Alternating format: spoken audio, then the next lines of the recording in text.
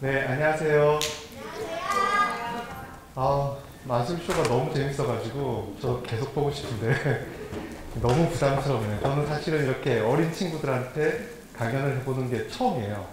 그래요? 제일 어린 사람이 대학생이었기 때문에 네, 지금 굉장히 준비되어 있는 내용이 조금 어려운 이미지들일 수 있는데 그냥 뭐 쉽게 이야기하도록 노력할 테니까 여러분들도 혹시 잘 모르면 그때그때 물어보면 될 것 같아요. 불을 조금만 더, 네.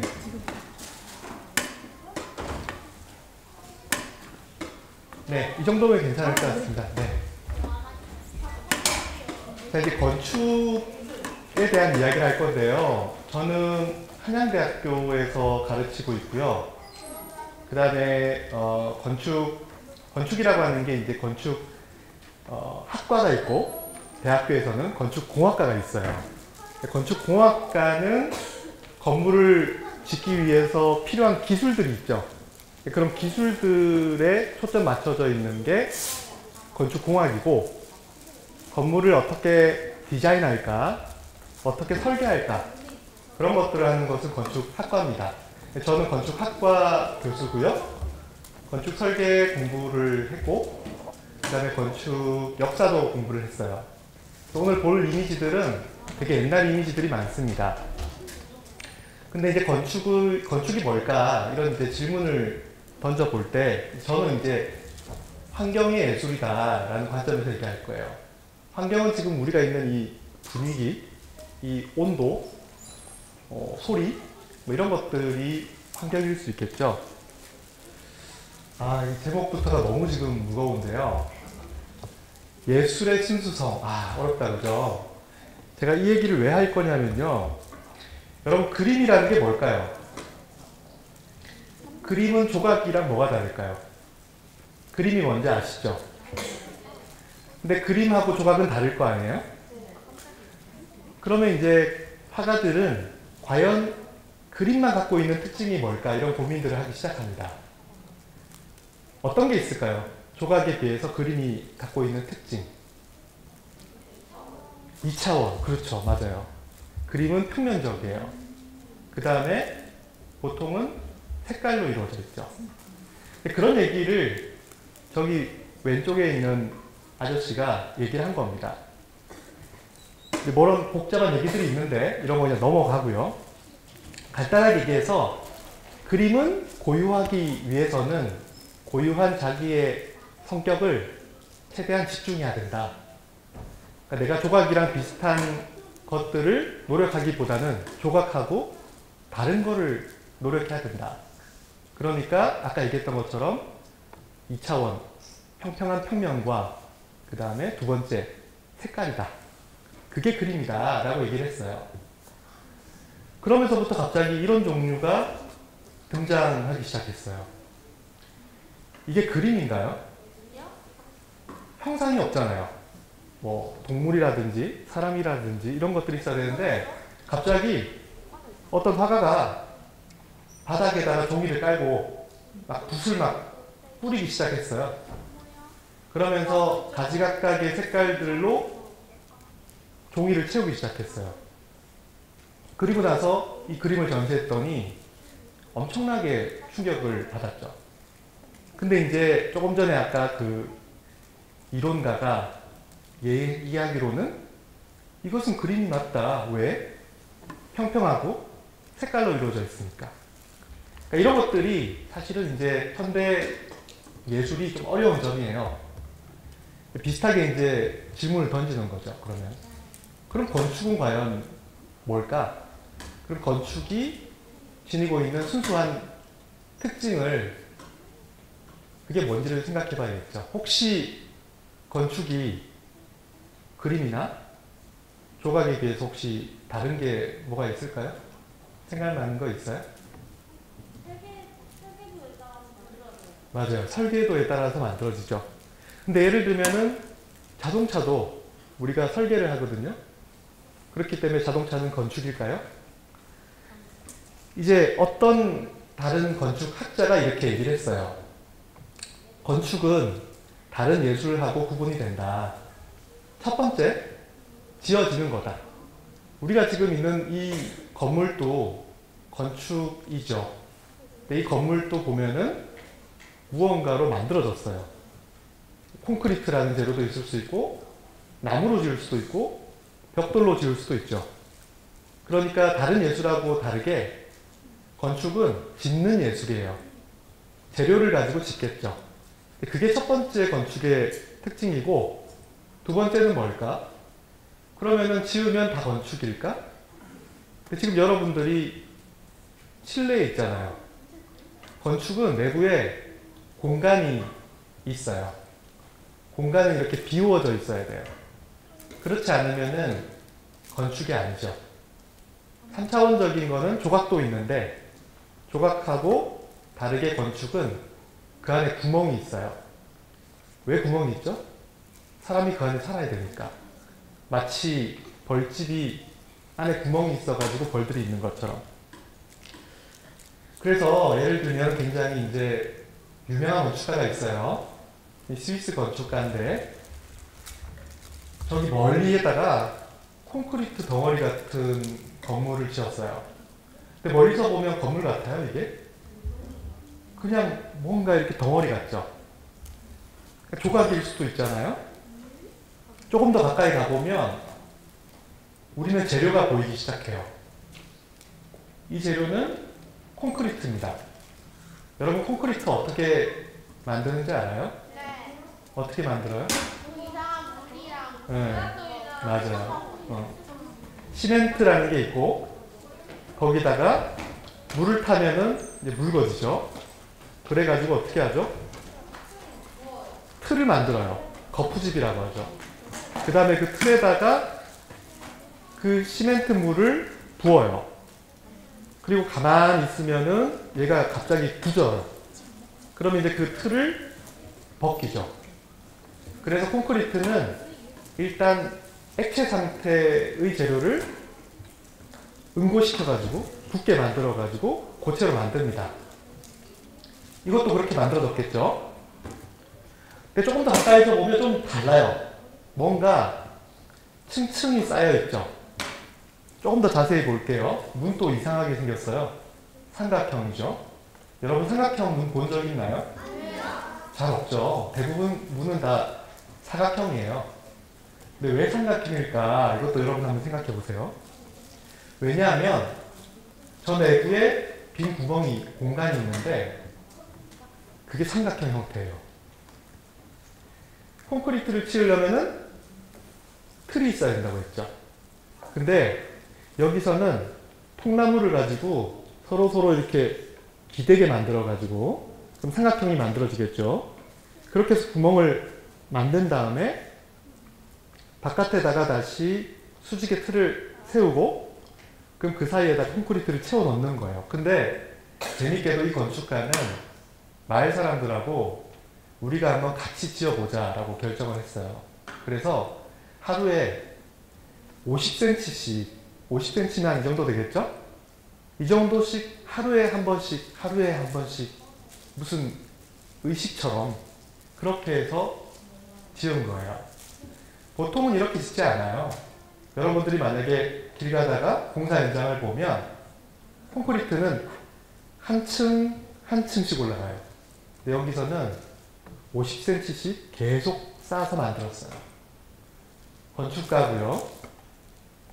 그렇게 해서 첫 번째 생각이 뭐였냐면 나무로 이렇게 만든 다음에 그 다음에 엄청난 두께의 콘크리트로 들이붓는 겁니다. 재밌는 거는 그 다음에 어떻게 했냐면요. 안에 있는 통나무를 그 다음에 불을 질렀어요. 나무를 보면은 불에 잘 타잖아요. 여러분들 불장난 같은 거 좋아하죠? 위험해요, 그죠? 근데 나무를 가지고서 틀을 만든 다음에 그 다음에 거기다 불을 지른 거예요. 그러면은 나무가 타서 없어지겠죠? 그러면은 그 나무랑 같이 붙어 있었던 콘크리트 표면이 어떻게 될까요? 새까맣게 그을리겠죠. 그렇게 해서 만들어진 공간이에요. 그러니까 우리가 처음에 만약에 이 건물을 들어갔을 때 이게 뭐지? 동굴인가? 그렇게 생각을 했을 텐데 이거는 의도적으로 우리가 생각해서 그대로 만든 겁니다. 굉장히 조각적이죠? 그리고 이제 하늘을 보면 구멍이 뚫려 있어요. 구멍이 뚫려 있어야지 빛이 들어질 거 아니에요? 근데 실제로 아예 그냥 구멍이 뚫려 있어가지고 유리도 없어요. 그래서 비가 오면은 비가 고스란히 떨어집니다. 그럼 바닥에 물이 차오르겠죠? 근데 바닥을 살짝 기울어뜨려가지고 비가 오면 실내에 연못이 만들어져요. 굉장히 이상한 건물이죠? 이 건물은 예배당입니다. 기도하는 공간이에요. 아주 작은, 영어로는 채플이라고 부르는 예배당이죠. 이게 건축일까요? 일단 첫 번째, 재료로 만들었죠. 두 번째, 뭐가 있죠? 공간이 있죠. 틈이 있죠. 자, 그렇게 보면 우리는 건축이라는 게 뭘까? 결국은 무언가를 짓는 겁니다. 어렵게 지을 수도 있고 굉장히 쉽게 지을 수도 있겠죠. 근데 어쨌거나 짓는 거예요. 우리가 짓는다라는 표현을 건물을 지을 때도 쓰고 옷을 만들 때도 옷을 짓다. 그 다음에 밥을 만들 때도 밥을 짓다 이렇게 얘기하죠. 다 비슷한 말이에요. 우리가 보통 살아갈 때 필요한 거 세 가지 있죠. 의식주, 음식, 밥, 옷, 그 다음에 주, 집이죠. 세 개 다 짓는 겁니다. 되게 비슷해요. 그래서 결국은 사람이 살 수 있게 만드는 거죠. 그러다 보니까 건축가들은 이런 생각을 하기 시작했어요. 어떻게 건축이 시작했을까? 최초의 건축은 뭐였을까? 옛날에는 원시인들이 건물을 어떻게 만들었을까? 그걸 왜 묻냐면은 그 처음에 만들어진 그 오두막이 가장 건축의 중요한 본질적인 모습이라고 생각을 한 거죠. 예를 들면은 아까 보았던 그 예배당의 내부 공간을 만들기 위한 거푸집이 이렇죠.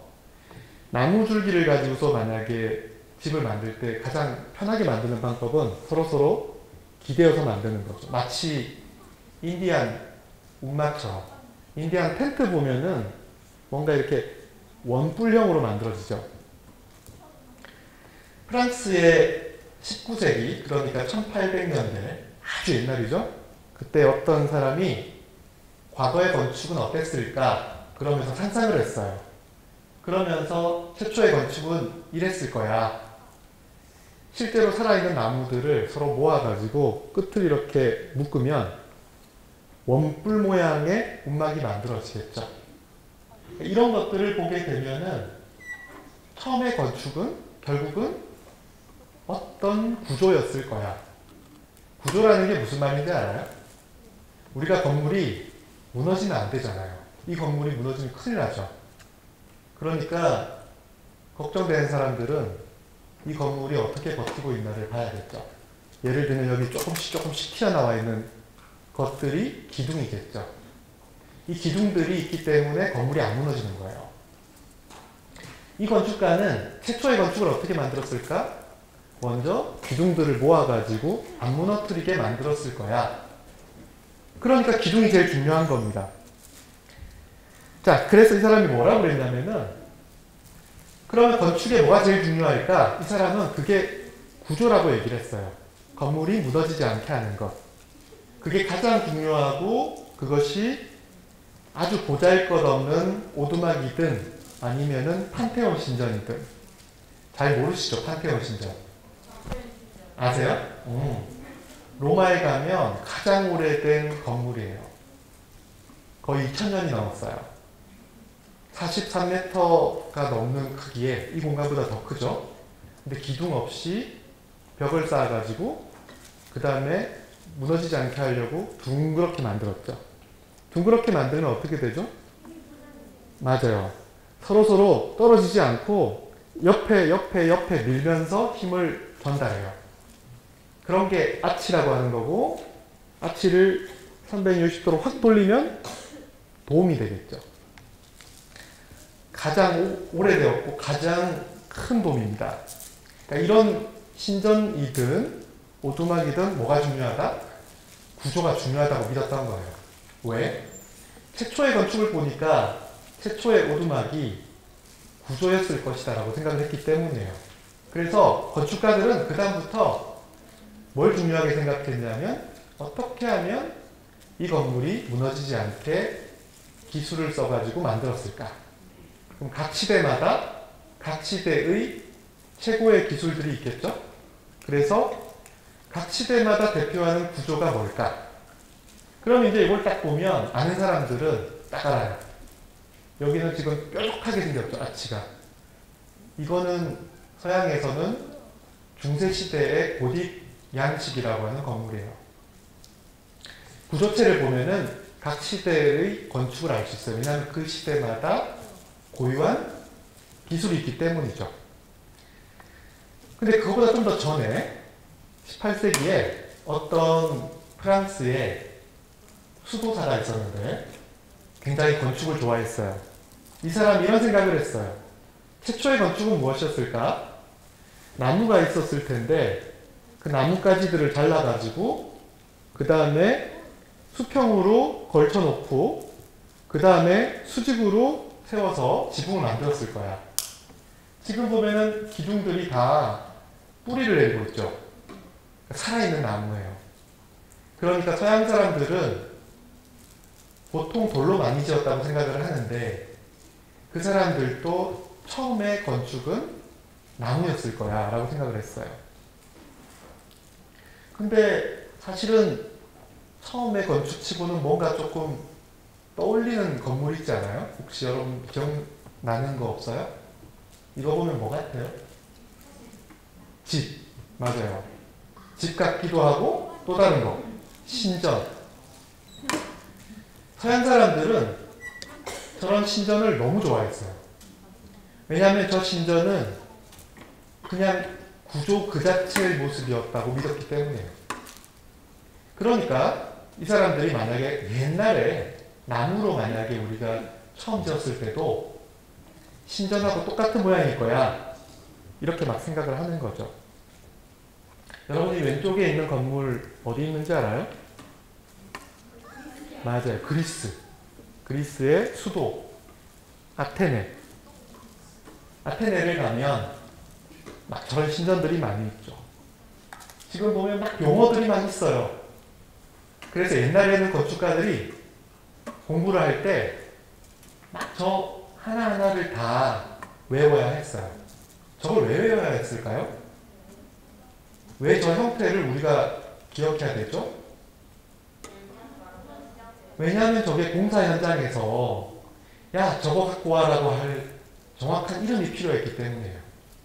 저 형태는 결과적으로는 되게 예쁜 형태, 장식적인 형태인데 저 형태의 기원은 원래 그것이 짓기 위한 각각의 재료였던 거예요. 그렇기 때문에 이름이 있는 거고 그렇기 때문에 그 이름을 외워야 했어요. 가만 보면 우리나라 건축도 굉장히 비슷해요. 왜 비슷할까요? 나무로 지었기 때문이죠. 나무로 지으면 건축은 굉장히 비슷해져요. 만약에 돌로 지으면 또 비슷해집니다. 서로서로. 콘크리트로 지어도 그렇고 철로 지어도 그렇겠죠. 그러니까 지금 만약에 여러분들이 대구에서 보는 건물들하고 서울에서 보는 건물이 비슷한 이유가 뭘까요? 다 비슷한 재료로 짓기 때문이에요. 만약에 여러분들이 외국을 가도 비슷합니다. 그래서 우리가 건물이 어떤 재료로 지어졌는가를 생각하는 게 굉장히 중요했던 거예요. 이 사람은 건축의 역사를 어떻게 짓는가를 생각하면서 관찰하기 시작했어요. 아, 저런 형태가 있다. 그럼 저런 형태는 왜 나왔을까? 벽돌을 가지고 쌓을 수밖에 없는 형태이기 때문일 거야. 그렇기 때문에 이제 건축의 역사라는 책을 쓸 때 뭐부터 시작해야 되죠? 그 시대에 그 나라에 고유한 재료가 있겠죠. 만약에 나무가 많은 나라라면 나무를 가지고 쓰겠죠. 우리 아시아들처럼. 근데 만약에 나무가 없는 나라, 이집트 같은 곳이라면 그러면은 돌 가지고 피라미드를 쌓을 수밖에 없겠죠. 그러니까 재료가 먼저예요. 그 다음에 그 재료를 어떻게 옮길 건가, 어떻게 쌓을 건가. 그래야지 그 형태가 사실은 그대로 드러나는 거예요. 그러다 보면 우리가 각 시대마다 계속 기술이 발전하겠죠. 조금씩 우리가 더 넓게, 더 높게, 안전하게 지을 수 있는 구축, 컨스트럭션, 짓는 방법들을, 기술들을 발전시켜 나가는 겁니다. 그러면서 이제 이런 게 나오는 거예요. 굉장히 고도로 발전된 기술이죠. 자, 그래서 건축은 먼저 어떻게 짓는가, 어떻게 안 무너지도록 짓는가, 이런 것들이 굉장히 중요했어요. 굉장히 기술적인 문제죠. 근데 이제 그 다음에는 그런 것들을 어떻게 아름답게 짓는가도 중요해지겠죠. 항상 그렇잖아요. 이제 안전하게 짓기 시작하면 그 다음부터는 아름다운 공간을 갖고 싶어 해요. 마치 우리가 예쁜 옷을 입고 싶고 어느 순간 배가 부르면 음식도 먹기 좋은, 보기 좋은 거를 원하기 시작하잖아요. 그러다 보면 기술에서 시작했다가 결국은 예술로 향해 가는 겁니다. 자, 근데 우리가 짓는 것만 생각할 수는 없어요. 이제 20세기가 되면 우리는 철로 가지고서 건물을 짓게 됩니다. 그러다 보니까 건물이 굉장히 투명해지기 시작했어요. 이 독일 건축가는 건물을 굉장히 얇은 철골로, 그러니까 단단한 쇠죠. 그 쇠로 기둥을 세워가지고서 만든 다음에 그럼 나머지는 어떻게 했을까요? 그냥 투명한 유리를 발랐어요. 그래서 완전히 투명한 집이에요. 물론 이제 안에 사는 사람은 굉장히 불편하겠죠. 내가 안에서 옷을 갈아입으면 다 보이는 거예요. 물론 이제 사실은 이거는 도시에 있는 집이 아니라 자기가 넓은 땅이 있고 거기에 있는 주말주택이었어요. 부자들의 집이었어요. 근데 이 건축은 한편으로는 오른쪽에 아까 보았던 그 건물하고 비슷한 거예요. 결국은 나무로 지었고 철골로 지은 것은 다르지만 결국은 구조체만 남겨놓은 거죠. 그래서 이제 이렇게 얘기해요. 구조가 아닌 모든 것들은 다 최대한 없애라. 최대한 보이지 않도록 해라. 그래서 뭘 써야 되죠? 유리를 쓰는 겁니다.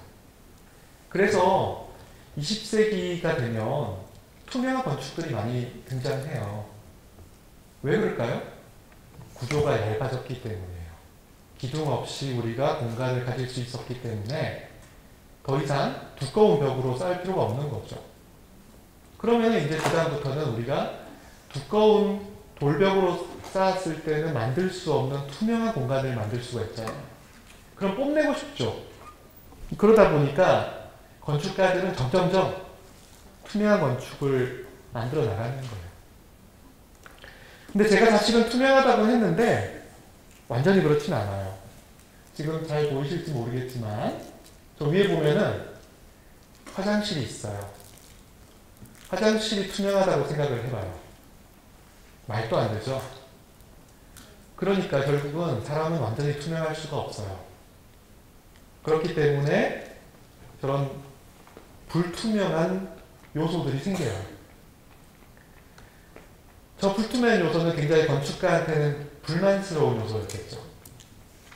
근데 사는 사람한테는 너무나 필수적인 요소예요. 여러분들이 생각해봐요. 화장실 없는 집에서 살 수 있어요? 살 수 없어요. 만약에 따뜻한 집을 만들고 싶으면 벽난로가 있어야죠. 난로가 없으면 살 수 없어요. 그러니까 우리가 무너지지 않는 구조체를 만든다고 살 수가 없어요. 그렇기 때문에 우리는 저런 우리가 흔히 설비라고 해요. 모든 건물에는 수돗물도 들어와야 되고 따뜻한 물도 흘러야 되고 난방도 돼야 되고 지금 같은 이런 건물에는 창문이 없죠. 창문이 없으면 여기 있는 공기가 탁해지겠죠.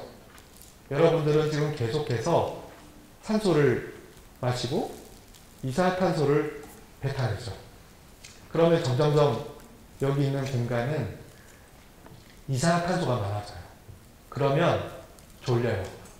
그러니까 여러분들이 공부하다 보면 졸리죠. 그게 재미없어서 졸린 것도 있을 수 있겠지만 이산화탄소가 많아지면 졸려요. 그러면 어떻게 해야 돼요? 공기를 계속 바꿔줘야 돼요. 창문이 그런 역할을 했는데 창문이 없으면은 우리가 기계를 써가지고 계속 신선한 공기를 불어넣어줘야 돼요. 그러니까 이렇게 우리가 사실은 바깥 세상에서 사는 것처럼 실내에서도 하나의 작은 세상에서 살고 있는 거예요. 비가 오면 여러분들 우산 쓰죠? 만약에 추우면은 외투를 입죠? 너무 태풍 치면은 밖에 나가면 위험하죠? 바람 세게 불고 하면. 요새는 또 미세먼지 많으면 밖에 나가지 말라고 하죠? 마찬가지예요.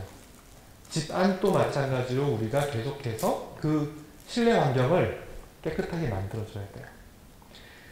이 르꼬르비제라는 아저씨가 굉장히 유명한데 20세기 초반을 가장 대표하는 건축가였어요. 이 아저씨도 철근 콘크리트로 지을 수 있는 구조체를 먼저 생각을 했어요. 그리고 이 아저씨의 생각은 저 구조체가 자동차처럼 공장에서 만들어져 가지고 그 다음에 필요한 사람의 그 땅 앞으로 갖다 주는 거예요. 그럼 그 다음에 사람들이 저기 위에다가 자기가 알아서 벽을 쌓아서 집을 지을 수 있다고 생각을 했어요. 예를 들면은 그렇게 해서 지은 집을 지금 하나 보여주고 있는 거예요. 그럴듯한 생각인데 말도 안 되죠. 그 무거운 콘크리트 덩어리가 어떻게 각 땅마다 옮겨 다닐 수 있겠어요? 근데 저 생각이 이 건축가가 이제 직접 설계해야 되는 건물에 그대로 반영되기 시작했어요. 굉장히 유명한 주택이에요. 여러분 레고 아시죠?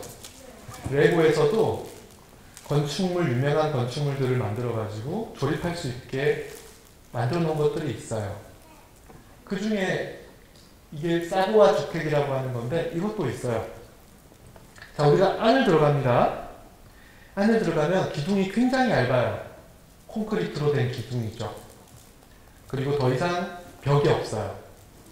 왜냐하면 이제 우리는 기둥만 가지고서 건물이 설 수 있기 때문에 굳이 벽을 안 만들어야 된다고 생각을 했어요. 근데 지금 우리가 자세히 보다 보면 이게 사진이잖아요. 사진에서는 항상 우리가 뭐가 맨 앞에 있느냐가 중요해요. 지금 뭐가 맨 앞에 있죠? 맞아요. 세면대예요. 굉장히 이상한 집이에요. 가만 보니까. 엄청나게 부자의 집입니다. 그런데 집에 딱 들어가면 갑자기 세면대가 있어요. 충격이죠. 근데 어떤 사람들은 그렇게 얘기해요. 여러분들 성당을 들어가 보면 앞에 성수를 담아 놓는 그 수반이 있거든요. 거기서 이제 깨끗하게 우리가 몸으로 씻고서 들어가는 그런 행위가 있죠. 교회에서 세례 받는다. 물로 이렇게 하죠. 새로 이제 씻는다는 의미가 있어요. 약간은 그런 거죠. 그런데 저 세면대는 공장에서 만든 거예요. 옛날에는 공장에서 만든 거를 별로 안 좋아했어요. 장인들이 워낙 많았기 때문에 모든 것들을 다 건축가들이 장인과 함께 다 만들고자 했어요. 그런데 갑자기 공장에서 찍어낸 세면대를 저렇게 앞에다가 딱 해놓은 거예요. 그리고 이거는 제가 저 건축가의 자료들을 모아놓은 곳이 있어요. 파리에. 거기서 발견한 자료인데 갔더니 건축가가 계속 세면대를 저렇게 열심히 사진을 찍은 거예요. 웃기지 않아요? 왜 자기 건물에서 세면대를 저렇게 찍었을까요? 중요하다고 생각했기 때문이겠죠. 이 건물의 2층으로 올라가면은 안방이 있어요. 안방에 딱 들어가게 되면 갑자기 왼쪽에 뭐가 살짝 열려 있어요. 문도 없이. 그래서 딱 보면 갑자기 1층에서 보았던 똑같은 세면대랑 저기 보이는 저게 비데예요. 우리가 여러분들이 아는 그런 비데가 아니라 그러니까 씻는 거예요. 저런 화장실이 방에 들어가는데 바로 옆에 문도 없이 항상 노출되어 있는 거예요. 당연히 또 건축가는 사진을 열심히 찍고 있죠. 그렇게 해서 그 중에 하나의 사진이에요. 마치 건축가는 이게 뭔가 대단한 기념비라도 되는 것처럼 사진을 찍었어요. 왜 그럴까요? 드디어 건축물 내부에 파이프들이 이제 설치가 되고 차가운 물, 뜨거운 물들이 들어오는 세상이 된 거예요. 엄청난 혁명이라고 생각을 했어요. 옛날에는 어떻게 했을까요? 물장사가 있었어요. 그래서 돈을 주면 물을 길어가지고 그러니까 서양도 똑같았어요. 아파트가 있잖아요, 파리에. 한 7, 8층 하거든요. 엘리베이터 없는 경우도 많고. 그러면 거기를 물로 이렇게 길어가지고 주는 거예요. 모욕 어떻게 했을까요? 화장실이 없었어요.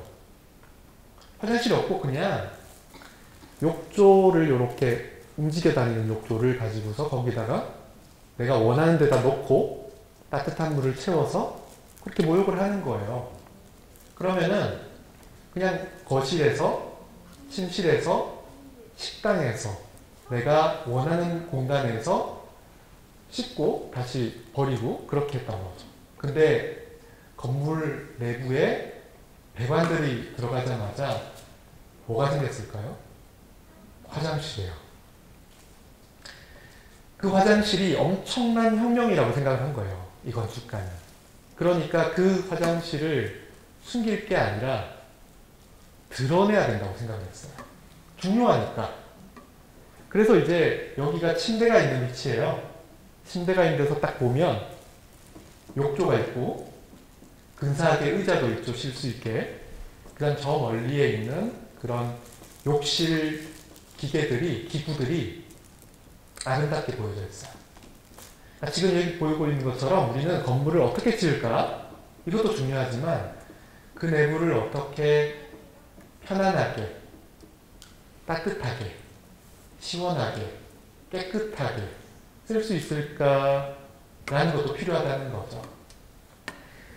자, 그래서 이제 우리는 건축의 요소를 조금 볼 필요가 있어요. 건물이라는 게 항상 여러 가지로 이루어져 있거든요. 지금 우리 여기도 마찬가지죠. 문, 벽, 기둥, 천장, 의자, 온갖 것들로 이루어져 있어요. 2014년인데 거의 10년 됐네요, 벌써. 베니스 아세요? 베네치아? 네. 거기서 맨날 2년마다 한 번씩 비엔날레라는 걸 해요. 건축 비엔날레가 있는데 그때 건축의 요소라는 전시가 있었어요. 맨 앞에다가 아까 그 르꼬르비지에라는 사람이 생각했던 콘크리트 구조물을 재현해서 만들어 놓고 그 다음 전시장에 들어가면 건물 안에 들어가는 모든 요소들을 각 시대별로 어떻게 바뀌었나를 조사한 거예요. 발코니도 있고 화장실도 있고 벽체도 있고 복도도 있고. 그래서 만약에 예를 들면 창문이라고 하는 것에 전시관을 들어간다. 그러면 모든 시대의 창문들이 쭈루루룩 전시가 되어 있는 거예요. 창문의 역사를 알 수 있죠. 각 시대는 각 시대마다의 창문을 갖고 있어요. 화장실 들어가면은 각 시대마다의 변기나 세면대나 욕조 이런 것들이 전시가 되어 있죠. 만약에 벽난로 이런 데 들어가 보면 지금 맨 왼쪽부터가 시작이에요. 보통 우리가 항상 책을 읽을 때 왼쪽에서 오른쪽으로 읽죠. 왼쪽이 옛날, 오른쪽이 점점점 오늘날로 오는 거예요. 맨 왼쪽에 뭐가 있어요? 불이 있죠. 우리가 공간을 따뜻하게 하려면 불이 필요해요. 그렇기 때문에 가장 왼쪽에는 불이 있고 그 다음에 점점점 벽난로가 되고 어쩌고저쩌고 다양하게 발전하겠죠. 그래서 옛날 만약에 우리가 원시 시대 때 어떻게 살았을까? 보통은 보면은 동굴이든 움막이 있고 근데 그런 동굴이 있는데 그게 사람이 살았는지 어떻게 알지? 알 수 있어요.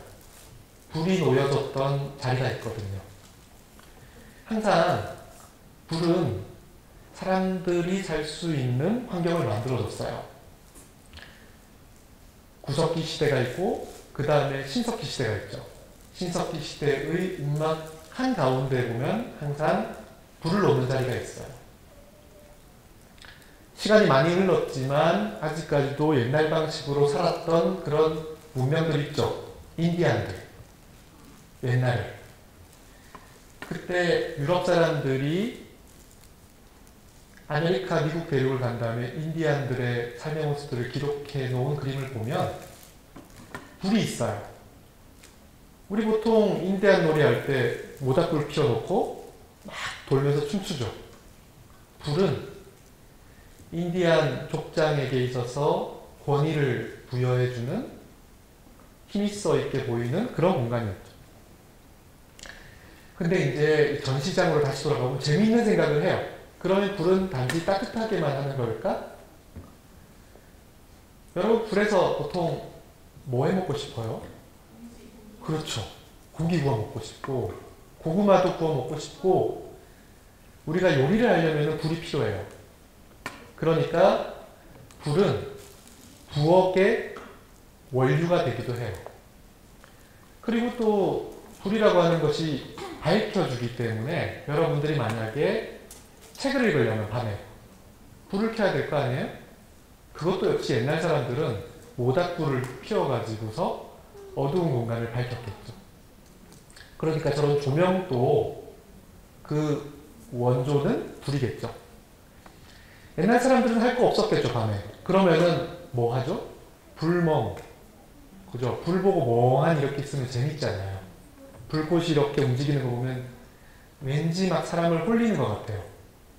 그렇기 때문에 불은 뭔가 우리가 즐기고 싶거나 또는 뭔가 명상에 빠지거나 그런 모든 것들의 시작이 된다고 이 사람들은 생각한 거죠. 전 시장을 꾸민 사람들은. 그러니까 컴퓨터도 그 시작, 컴퓨터의 시작은 뭘까? 이 사람들은 불이라고 보는 거예요. 프로메테우스라고 하는 신화가 있어요. 프로메테우스가 사람들을 너무 사랑해서 무엇을 가져다 줬죠? 불을 가져다 줬어요. 그리고 형벌에 처해졌죠. 왜? 불은 기술, 모든 기술의 모든 힘의 원천이었거든요. 다시 우리는 건축의 시작으로 돌아가 볼게요. 건축에서 가장 오래된 책이 있어요. 고대 로마가 지금으로부터 이제 2000년 전에 제국이 됐어요. 카이사르라고 들어봤어요? 카이사르 다음에 이제 제국이 만들어졌죠. 아우구스투스. 고구려 때 건축가 비트루비우스가 글을 썼어요. 2000년 전에. 그 책이 우리 전 세계에서 남아있는 가장 오래된 건축책이에요. 그 책에서 건축의 시작을 다음과 같이 묘사해요.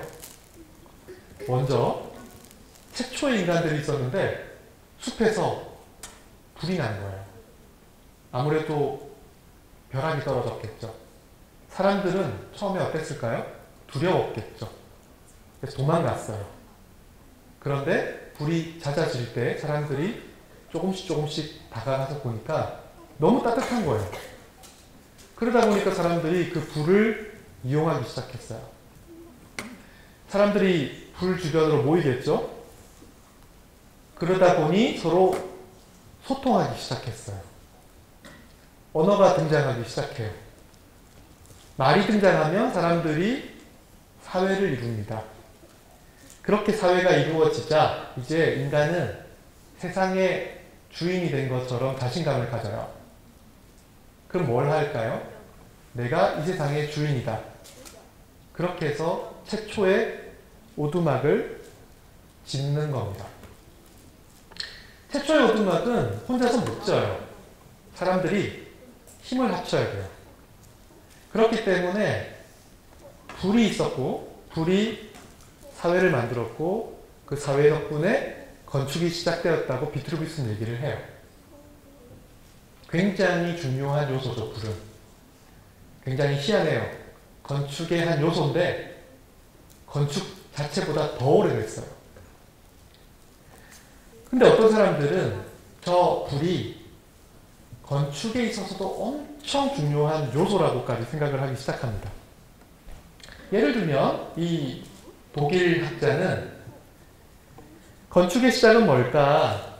아까 비트루비우스라는 고대 로마 건축가가 했던 얘기랑 똑같은 얘기를 해요. 최초로 불을 발견했을 것이고 그 불은 신성한 중심이 되었을 거야. 정글의 법칙이라는 예능이 있잖아요. 여러분들은 아마 못 봤을 수도 있겠다는 생각이 들어요. 그만큼 어린데 정글에 가면 뭐 해요? 불부터 피우잖아요. 그죠? 불을 피우고 나면은 근데 비가 와요. 꼭. 그래서 불이 꺼져요. 그럼 어떻게 합니까? 불을 보호하기 위해서 덮개를 만들죠. 이 젠퍼라고 하는 독일 학자가 똑같은 얘기를 해요. 불이 먼저 있고 그 다음에 불을 보호하기 위한 세 가지 나머지 요소가 만들어진다. 지붕, 바닥, 그 다음에 울타리 벽체. 그러면서 각각의 그 요소들이 각각의 기술로 발전해요. 예를 들면 불을 많이 쓰는 기술이 뭐가 있죠? 도자기. 그렇죠. 그러니까 불의 기술은 도자기 공예의 시작이 돼요. 지붕은 보통은 나무로 만들어요. 그러니까 목공 기술이 발달하겠죠. 그 다음에 바닥은 우리가 점점점 딱딱한 재료로 덮으니까 돌로 쌓는 그런 조적공이 됩니다. 그 다음에 벽은 가볍게 두르는 거기 때문에 엮어서 만드는 그런 살 울타리 같은 거겠죠. 그러니까 이게 점점점 옷과 같은 텍스타일, 직조, 천의 공예가 된다는 거예요. 저 여러 가지 공예들이 다 합치면 뭐가 될까요? 건축의 기술이 되는 거예요. 자, 이제 이렇게 건축가들이 갑자기 불을 엄청나게 중요한 요소인 것처럼 묘사하기 시작합니다. 또 다른 오스트리아의 건축가 로스는 뭐라고 했느냐? 항상 먼저 뭐가 있었냐가 중요해요. 아까 프랑스에서는 오두막이 먼저야 라고 얘기를 했어요. 독일에서는 또는 오스트리아 같은 게르만 민족에서는 계속해서 옷이 먼저야. 덮개가 먼저야. 왜? 불이 있었으니까. 최초로 의복이 있었고 그 사람이 만약에 추우면 먼저 해야 되는 건 뭐죠? 동물을 잡아가지고 가죽을 벗겨서 덮잖아요. 이불 같은 것이죠. 활동을 하기 편하게 하기 위해서는 우리가 소매 등등 만들다 보면 옷이 돼요. 근데 내가 그거를 우리 가족 전체를 보호하려면 어떻게 해야 되죠? 둘러서 덮습니다. 천막이 되죠. 그러니까 이 건축가는 딱딱한 재료로 짓는 그런 컨스트럭션보다, 구축보다 옷으로 덮는 게 훨씬 더 오래된 행위였다고 생각을 해요. 그래서 건축이 그 시작이 딱딱한 오두막이 아니라 부드러운 오두막이라고 생각하는 거예요. 그게 바로 천막이죠. 유목민족들이 있죠. 항상 옮겨 다녀요. 그러면은 옮겨 다닌 다음에 그 다음에 거기다가 우리가 쉽게 뭔가를 만들어야 되죠. 가벼운 재료를 가지고 천을 가지고 덮어서 천막을 만듭니다. 저런 것들이 엄청 중요한 요소라고 보는 것이죠. 그러다 보니까 이런 건축가들은 되게 옷을 중요하게 생각을 했어요. 이런 건축가들의 특징이 뭐냐면 벽난로를 엄청나게 중요하게 생각해요. 왜냐하면 벽난로가 시작이었으니까. 그럼 이 사람들은 건물을 지을 때 한가운데다가 벽난로를 꼭 만들어요. 제일 중요한 공간에다가 제일 중요한 요소를 놓는 거죠. 그리고 나서 따뜻한 재료로 덮는 겁니다. 나중에 1960년대가 되면 여러분 뭐 좋아하시는 마블 이런 것처럼 공상과학들의 어떤 시대가 돼요.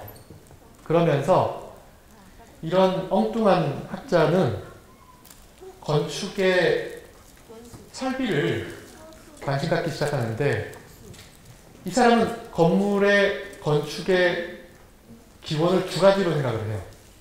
첫 번째, 오두막이다. 두 번째, 캠프파이어, 불이다.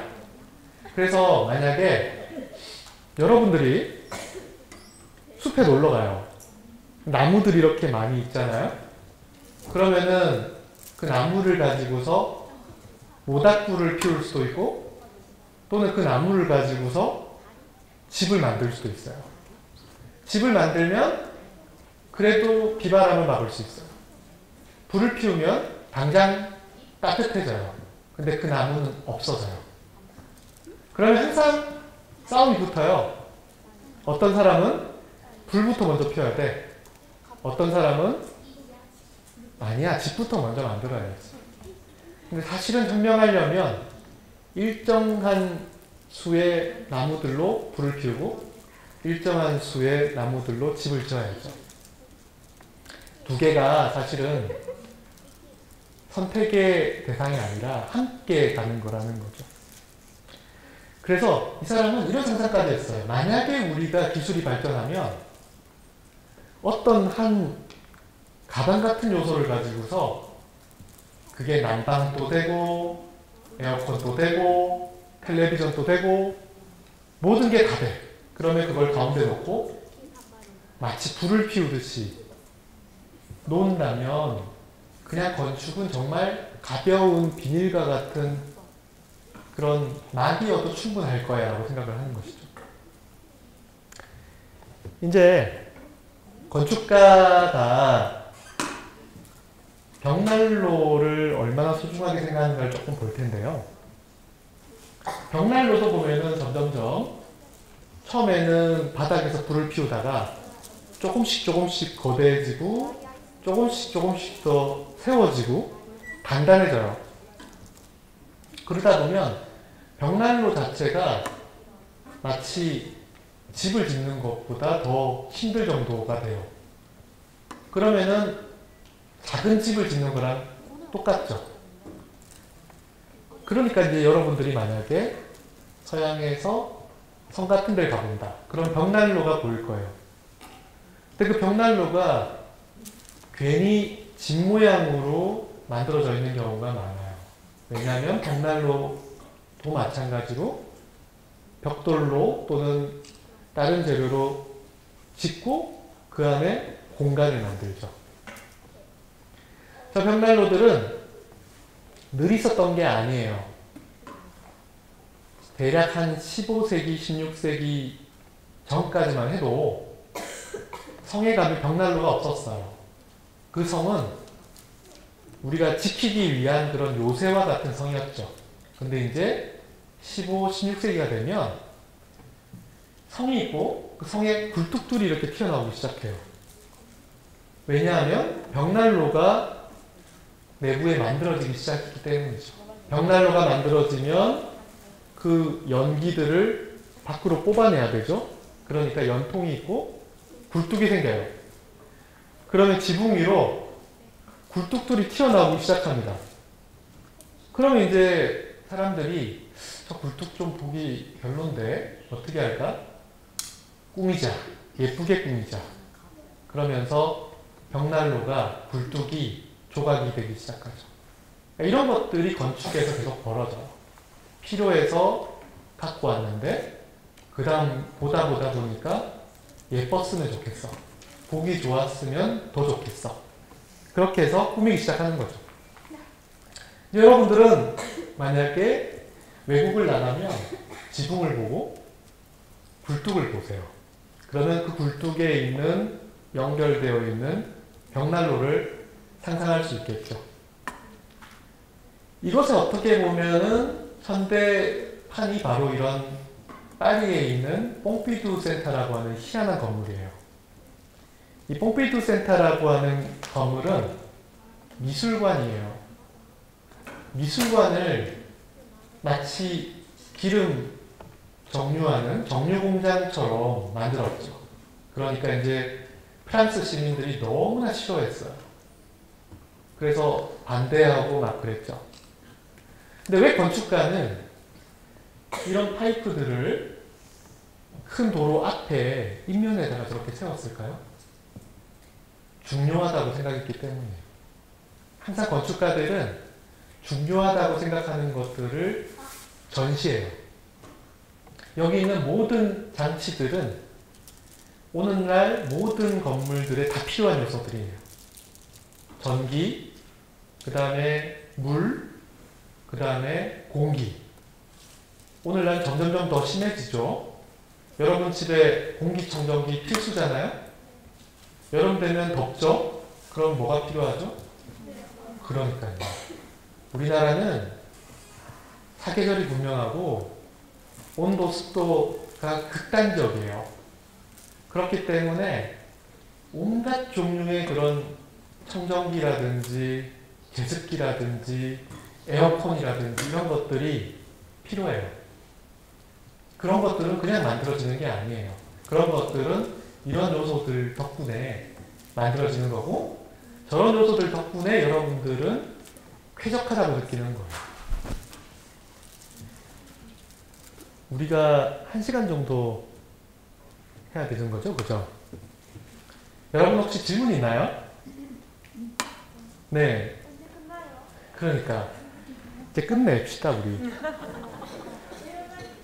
여러분들이 점점점 힘들어지는 게 이산화탄소 때문이지 제 강의가 재미없어서가 아니라고 저는 믿고 싶은데, 마지막에 하나 이미지만 볼게요.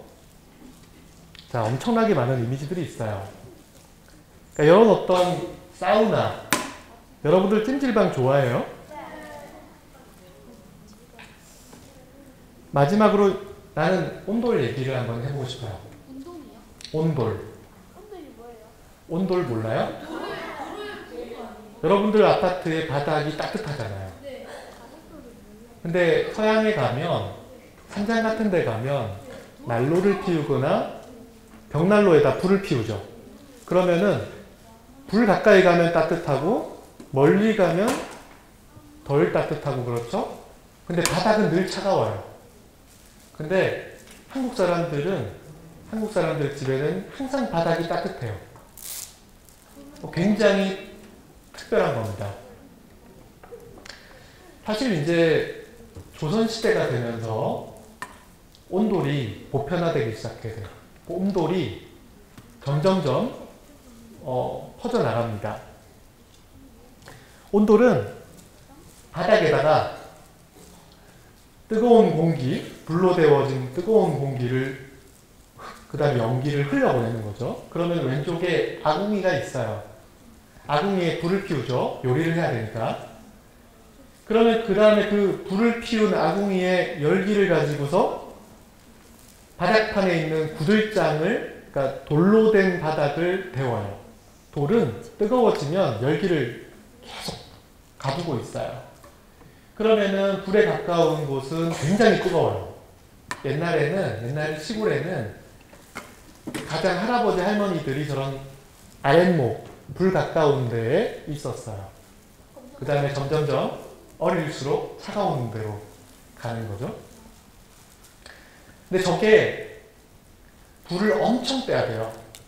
나무를 계속 넣어야 돼요. 근데 그러다 보니까 산에 나무를 잘라내야 되겠죠? 그래서 옛날에는 그 민둥산이라고 산에 나무들을 잘라내가지고 대머리산들이 많았죠.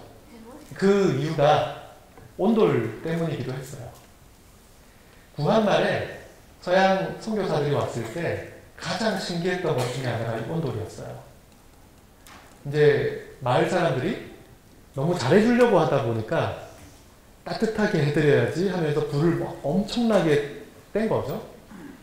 이제 선교사들은 이 사람들이 나를 죽이려고 하나 보다. 그래서 막 엄청 겁을 먹었다고 하더라고요. 어떤 사람은 내가 마치 빵처럼 구워지더라 이렇게 얘기를 했어요. 근데 지금 여러분 아파트에서는 불을 안 피우잖아요.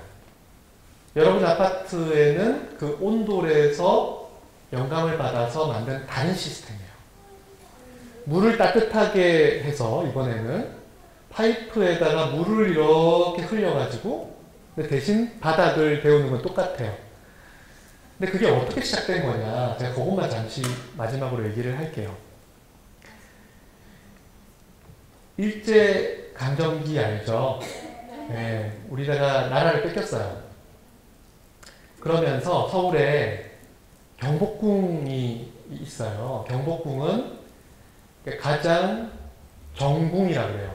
가장 중요한 궁. 서울에는 궁전이 되게 많아요. 경복궁도 있고 창덕궁도 있고 등등등 해서 5개의 궁전이 있어요. 근데 지금 여러분들이 경복궁을 가보면 사실은 옛날에 비해서 그 건물들이 많이 없어진 거예요. 왜 없어졌을까요? 무너진 게 아니고 뜯어갔어요. 뜯어서 팔았어요. 그래서 일본이 일제가 뜯어가가지고 예를 들어서 이제 오쿠라라고 하는 백작이 있었어요. 일본에. 이 사람이 우리나라 문화재를 많이 약탈했어요. 자기 일본 집에 경복궁에 있는 재승당이라고 하는 건물을 아예 뜯어가지고 뜯을 수 있어요. 왜냐면 나무니까. 우리 한옥은 못을 쓰지 않기 때문에 다 분해하고 다시 조립할 수 있어요. 그렇게 해서 저렇게 자기 집에다가 별채처럼 만들어 놓고 차를 마시는 공간으로 썼어요. 근데 미국에 20세기에 가장 유명한 건축가가 있었어요. 그 건축가가 프랭크 로이드 라이트라고 하는 건축가인데 이 오쿠라 백작한테 초청을 받은 거예요. 근데 가서 일본에 초청받아서 맛있는 것도 먹고 그럴 기대로 갔는데 일본 집들은 너무 추운 거예요. 일본에는 온돌이 없어요.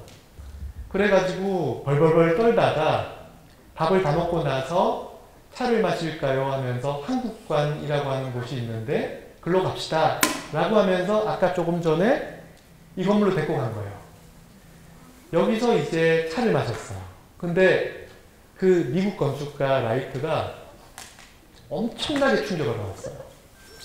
너무 추웠었는데 일본 집에서는 이 온돌 딱 들어가자마자 온몸이 따뜻해지면서 갑자기 너무 평화로워진 거예요. 여러분 몸에서 가장 민감한 부분이 보통 발바닥, 등 이런 데죠. 그런 걸 통해서 온몸으로 따뜻한 열기가 나오니까 이 라이트가 너무 충격을 받았어요. 그래서 미국으로 오자마자 저 한국의 온돌 시스템을 우리도 적용해봐야겠다. 근데 불을 피울 수는 없으니까 뜨거운 물을 가지고 난방하는 기술을 적용해서 바닥에다가 만들어 보자. 그래서 온돌로 뜨거운 온수 파이프 난방 시스템을 최초로 적용한 게 라이트라는 건축가였어요. 그리고 이게 다시 희한하게도 지금 우리나라에 들어와 있는 거죠. 굉장히 멀고 멀리 돌아서 왔는데 그만큼 우리는 굉장히 독특한 그 감각을 갖고 있어요. 온몸이 따뜻하게 데워지고 그런 것들을 굉장히 중요하게 생각하기 때문에 이런 찜질방과 같은 문화들이 발전할 수 있었고 이 이미지가 지금 한국이 아니라 뉴욕이에요. 뉴욕에 사람들이 한국에 찜질방을 만들어 놓고 너무 좋아가지고 엄청나게 많은 사람들이 즐기는 거예요. 찜질방 가면은 다양한 종류의 공간들 있죠. 사우나들도 있고 또 어떤 데 가면 불가마 들어오기도 하고 어떤 데 가면 소금방도 있고 막 그렇잖아요. 그런 것들이 저는 각각이 하나의 고유한 특별한 환경을 만드는 건축이라고 생각을 해요. 그래서 제가 좀 이미지들이 뭐 많이 있는데 이제 여기서 끝낼게요. 나이스. 질문 있어요? 혹시? 네. 교수님, 3D 프린터랑 건축과 관련돼서 네. 기술이 어느 정도까지 발전했으면 교수님께서는 디자인 쪽이라고 그러셨잖아요. 네네. 네, 그쪽과 관련해서 3D 프린터랑 연관이 뭔지 건축공학적으로는 조금 이해가 가는데 네네. 모델링 할 때도 이제 건축 쪽으로 해서 이 디자인이 3D 프린터로 자유로운지 영향을 받습니다. 네. 근데 이제 이 3D 프린팅은 아직 건축물을 짓기에는 너무나 예외적인 사례들만 있고 일반적으로 우리가 적용하기에는 제약이 많아요. 다만 이제 건축을 설계할 때 우리가 항상 그림도 많이 그리고 그 다음에 모형도 많이 만들거든요. 그러니까 여러분들이 건축가가 되고 싶으면 만드는 거 좋아해야 돼요. 건물을 막 우리가 모형을 만들고 그러면서 설계를 판단해요. 괜찮네? 별로네? 그러다 갑자기 뒤집어 보니까 이게 더 괜찮은데? 이러면서 계속해서 우리가 설계를 바꿔나가거든요. 그런데 어느 순간 그 3D 프린팅으로 모형을 만들기 시작했어요. 학생들이. 그러다 보니까 3D 프린팅으로 만드는 그 모형의 영향을 조금씩 받는 것 같아요. 학생들의 설계가. 그래서 항상 우리가 어떤 새로운 도구가 있으면 그 도구는 때로는 이제 내가 사용하는 도구긴 하지만 나도 모르게 그 툴을 사용하다 보면 그 도구에 가장 적합한 방식으로 설계가 방향이 바뀌는 경우들이 종종 있거든요. 근데 그거 외에는 이제 본격적으로 건축에 영향을 끼치려면 그 3D 프린팅이 정말 실질적으로 많은 건물들을 지을 수 있는 그런 상황이 된다면 그럼 영향을 받을 겁니다. 예를 들어서 코너 같은 거, 모서리 같은 것들을 3D 프린팅으로 만들면 곡선이 나와요. 어쩔 수 없잖아요. 이렇게 꺾는다 하더라도 기계가 밑에 나오고 있는 그 요소는 약간 반액체스러운 애기 때문에 걔가 이렇게 휘거든요. 그렇기 때문에 완벽한 모서리가 안 만들어져요. 또 다른 질문 있나요, 혹시? 네. 그거 경복궁 같은 거 일본에게 넘어갔다 했는데 그거 아직 있어요? 그러니까 이미 이제 많이 흩어졌고 우리가 이제 일본에 가 있는 어디가 있는지를 정확하게 다 파악하지를 못해요. 그래서 이제 약탈된 문화재들을 우리가 찾아와야 되는데 그게 쉽지 않잖아요. 사실 만약에 여러분들이 루브르 박물관, 파리의 루브르 박물관은 다 약탈된 물건들이거든요. 근데 그게 자기 각각의 나라에 가야 되는데 그러지 못하고 있죠. 그래서 이제 지금 현재 하고 있는 방법은 그 실제 원형을 다시 갖고 오는 게 아니고 그 옛날 모습대로 다시 짓는 거예요. 그런 거를 복원이라고 해요. 그래서 경복궁하고 창덕궁하고 지금 많은 건물들이 채워지고 있는데 그거는 옛날의 형태대로 그대로 재현하는 복원의 방식으로 지금 계속해서 옛날 모습을 만들어 나가고 있어요. 근데 가장 좋은 거는 복원이 아니라 실제 있었던 거를 그대로 보존하는 게 제일 좋겠죠. 네.